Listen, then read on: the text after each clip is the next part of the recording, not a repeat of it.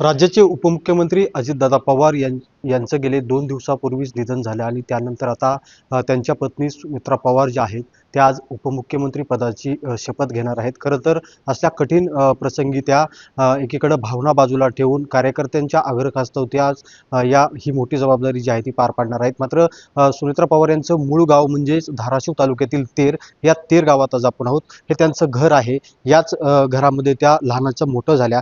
जर आपण पाहिलं तर बाजीराव पाटील जे आहेत त्यांच्या कन्या म्हणजेच सुनेत्रा पवार आहेत. माजी मंत्री डॉक्टर पद्मसिंह पाटील यांच्या त्या बहीण आहेत आणि त्यामुळं हे राजकीय जे बाळकडू आहे ते त्यांना या आपल्या घरापासूनच मिळालेलं जे आहे कुठेतरी पाहायला मिळत आहे.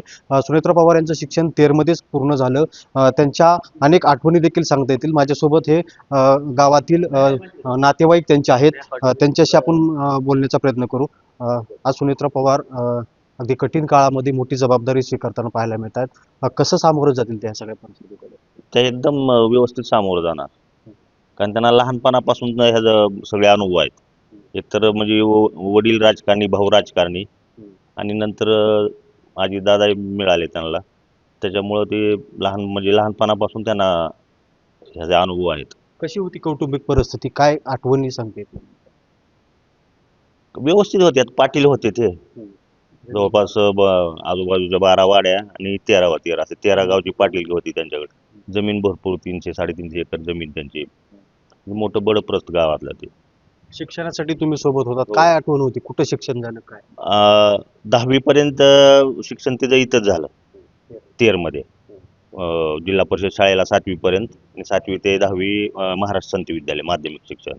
नंतर परत 11वीला औरंगाबादला सरस्वती भुवन कॉलेजला हॉस्टेलला राहायची. ती हॉस्टेलमध्ये खूप शिस्तीची राहायची. खूप शिस्त तिच्याकडे, जसं दादाकडे शिस्त ना तसं तिच्याकडे तेवढंच शिस्त होती. तिच्याकडे आहे, होती नाही आहे. काय काय आठवणी सांगते?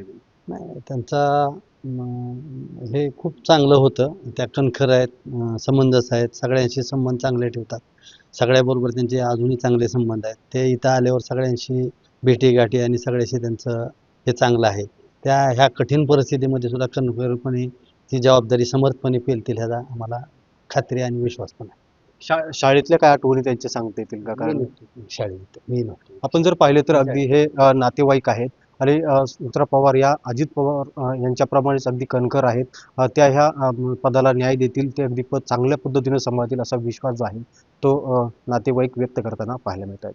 बालाजी सुरवसे, साम टीव्ही, धाराशिव.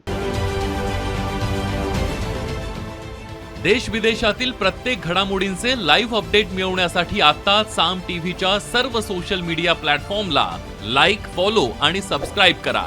तसंच सर्व नोटिफिकेशनसाठी बेल आयकॉन प्रेस करायला विसरू नका.